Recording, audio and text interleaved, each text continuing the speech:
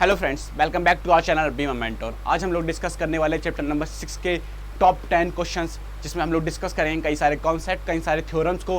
ठीक है। और फ्रेंड्स, अगर आप सीयूईटी की प्रिपरेशन कर रहे हो, मैं आई कैन बेट कि इसके हट के कुछ और नहीं आने वाला है। जो कॉन्सेप्ट फॉलो होंगे यही कॉन्सेप्ट फॉलो होंगे। हालांकि सम्स अलग हो, क्वेश्चन अलग हो सकते हैं, पर कॉन्सेप्ट यही फॉलो होगा। अगर आप प्रैक्टिस करेंगे हमारे साथ तो आपकी सारी A to Z प्रिपरेशन हो जाने वाली है। आप बने रहिए हमारे साथ। अगर आपने पिछले वीडियोस नहीं देखे हैं तो ऑलरेडी हम कई सारे चैप्टर से सारे वीडियोस डाल चुके हैं 10 क्वेश्चंस के। ठीक है। अब मैथ्स के भी ऑलरेडी पढ़ चुके हैं, इंग्लिश से भी ऑलरेडी कई सारे क्वेश्चंस, कई सारी चीज़ें हम डाल चुके हैं, और केमिस्ट्री के भी फ्यूचर में आने वाली हैं, है ना। तो सारी प्रिपरेशन हो चुकी है ऑलरेडी आपके लिए। तो आपको क्या करना है, वीडियो को लाइक करना है, चैनल को सब्सक्राइब करना है और हमारे साथ बने रहना है, ताकि आपकी सारी प्रिपरेशन हो सके। तो फ्रेंड्स, ठीक है, चलिए स्टार्ट करते हैं। Question number 1 of chapter number 6, electromagnetic induction. ठीक है। तो फ्रेंड्स, इसमें विच of the following factor is induced charge in electromagnetic induction independent of. तो फ्रेंड्स, क्वेश्चन में बोला गया कि इंड्यूस्ड चार्ज है इन इलेक्ट्रोमैग्नेटिक इंडक्शन को किस चीज़ पर इंडिपेंडेंट होता है। ठीक है। तो फ्रेंड्स, ऑप्शन से चेक करते हैं। पहला ऑप्शन है टाइम। तो भाई टाइम पर इंडिपेंडेंट होता है, ये तो बात सही है। Resistance of the coil dependent होता है इस पर। चेंज ऑफ फ्लक्स, फ्लक्स पर भी डिपेंड करता है। नन ऑफ दीज, ये तो ऑप्शन ही नहीं है। तो हमारा ऑप्शन क्या हो जाएगा, ऑप्शन नंबर ए, टाइम।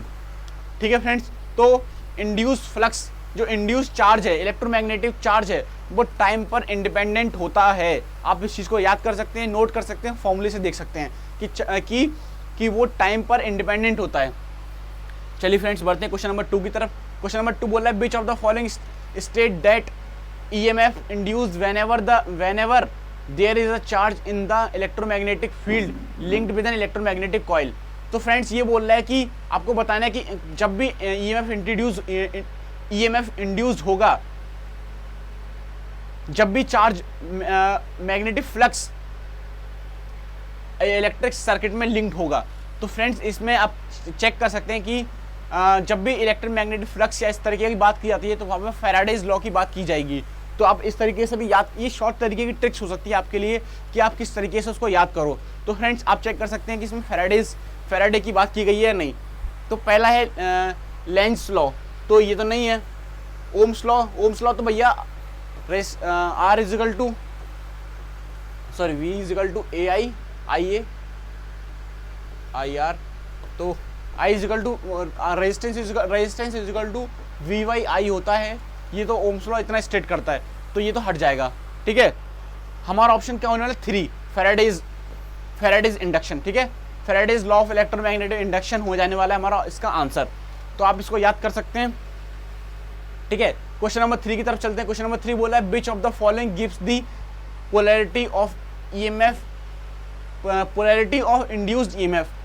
तो आपने देखा है कि अभी जब आपने लॉ पढ़े होंगे तो आप इस तरीके से आप सीधे सीधे लॉ को याद कर सकते हैं। देखिए, लॉ में कोई चेंजेस नहीं होते, स्टेटमेंट और लॉ में कोई चेंजेस नहीं होते, आपको वैसे के वैसे याद करने होते हैं। अगर आपने लेंस लॉ पढ़ा होगा तो उसमें पढ़ा होगा कि जो पोलैरिटी है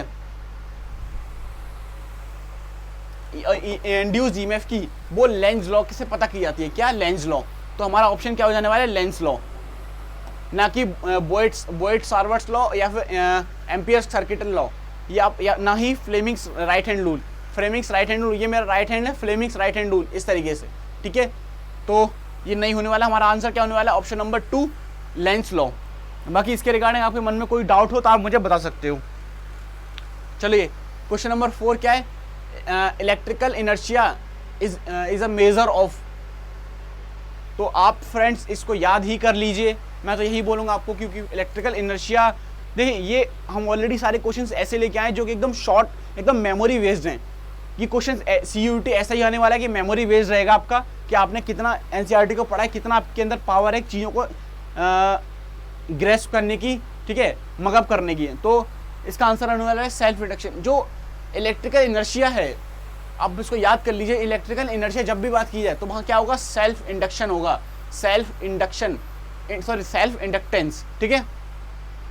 चलिए बढ़ते क्वेश्चन नंबर 5 की तरफ। क्वेश्चन नंबर 5 बोला है, which of the following law is the consequences of the law of conservation of energy. Law of conservation of energy, देखिए तो फ्रेंड्स मैं आपको बताता हूँ, हमने बात की थी लेंस लॉ की। लेंस लॉ क्या बोल रहा है? Polarity of induced EMF. Induced EMF मतलब वोल्टेज, ठीक है, ठीक है। तो वोल्टेज, तो इससे क्या आप एनर्जी की बात कर सकते हैं आप, क्योंकि आप लेंस लॉ को एनर्जी से रिलेट कर सकते हैं उसमें, क्योंकि इंड्यूस क्या हो रहा है? ईएमएफ, ठीक है। तो जब भी बात की गई यहाँ पे देखिए conservation of energy, law of conservation of energy का कौन सी क्या है, तो इसमें भी आप आंसर कर सकते हैं कि ये लेंस लॉ होने वाला है। ओम्स लॉ नहीं होगा और आर्किमिडीज लॉ तो नहीं होगा, ठीक है। चलिए क्वेश्चन नंबर 6 की तरफ बढ़ते हैं। क्वेश्चन नंबर 6 बोल रहा है which of the following apparatus construction uses electromagnetic induction. देखिए इसको आप ऑप्शन से चेक कर सकते हैं। वोल्टमीटर वोल्टेज नापने का काम आता है, ये तो नहीं होगा। गैल्वेनोमीटर भी नहीं होगा, क्योंकि इससे आप अमीटर और वोल्टमीटर बनाते हो, ठीक है।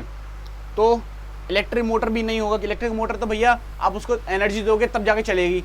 एनर्जी कौन सी? इलेक्ट्रिकल एनर्जी, तब जाके घूमेगी वो, ठीक है। तो आंसर क्या हो जाने वाला है हमारा?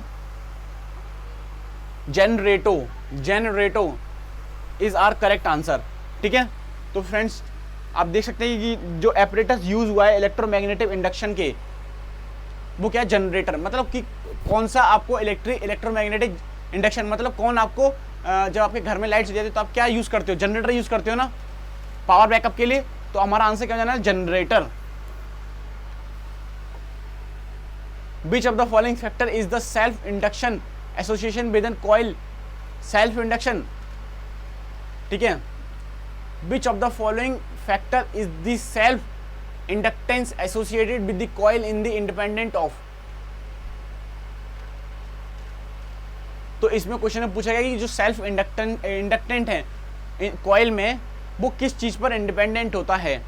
देखिए अगर कुछ भी इंड्यूस हो रहा है तो वो उसमें इंड्यूस वोल्टेज तो रोल करेगा ही। इंड्यूस वोल्टेज जब इसमें कॉइल में इंडक्टेंस आ रहा है तो करंट भी रहेगा। तो हमारा ऑप्शन क्या हो जाने वाला है? कॉइल रेजिस्टेंस, ठीक है। तो आप इस चीज को रिलेट कर सकते हैं कि इसमें हमारा आंसर है कॉइल रेजिस्टेंस। याद कर लीजिए आप इसको, क्वेश्चंस को प्रैक्टिस कीजिए। Which of the following rules is used to identify the direction of the, अच्छा ये तो आप बड़े आसानी से बोल सकते हो, फ्लेमिंग्स लेफ्ट हैंड रूल, ठीक है। फ्लेमिंग्स लेफ्ट, ये आप पढ़ा होगा आपने कि Fleming left hand rule is used to identify the direction of current induce in the wire moving the magnetic field, ठीक है। ये इस तरीके से, ये मेरा लेफ्ट हैंड, आप इसको कर्ल करते हैं उंगलियों को और ऐसे डायरेक्शन देखते हो, है ना। तो ये Fleming left hand rule is our correct answer, Fleming left hand rule. चलिए बढ़ते हैं अगले क्वेश्चन की तरफ। क्वेश्चन नंबर 9 बोला है which of the following state is true. True false की बात की गई है। तो metal plate can be heated by passing either a direct current or a alternating current through the plate. तो ये बात तो सही है। आप जैसे फॉर एग्जांपल आपने कभी देखा होगा कि आपने डीसी में आपने कभी जो आती थी आपकी 20 रुपये वाली बैटरी 5 वोल्ट की, उसने आपको प्लेटों पे लगा दिया तो वायर हीट कर गया ना, तो उसकी बात की गई है। एसी में आपने कभी देखा कि आपके एक्सपेरिमेंट करते समय कोई भी कॉइल जल गई, तो ये तो ऑप्शन ठीक हो जाएगा, है ना। अब बात की गई इसी की, तो metal plate can be heated by placing it time variant magnetic field. नहीं भैया, आपने अब ये करके देखना, आप ये इस चीज़ को एक्सपेरिमेंट करके देखना कि अगर आपने मैग्नेट के बीच में 2 प्लेट को रख दिया तो वो हीट करेगी नहीं, वो कभी हीट नहीं करेगी, ठीक है। तो ये तो नहीं होगा। तीसरा ऑप्शन क्या है? Metal plate can be heated by placing the time variant magnetic. तो टाइम वेरिएंट मतलब कि जब आप मैग्नेटिक फील्ड को बढ़ाते जाओगे, ठीक है, टाइम के साथ बढ़ती जाएगी, तो उस पर तो भाई वो कर जाएगी, टाइम इनवेरिएंट पे नहीं करेगी। ये आप याद, यहाँ पे कैच है, ठीक है।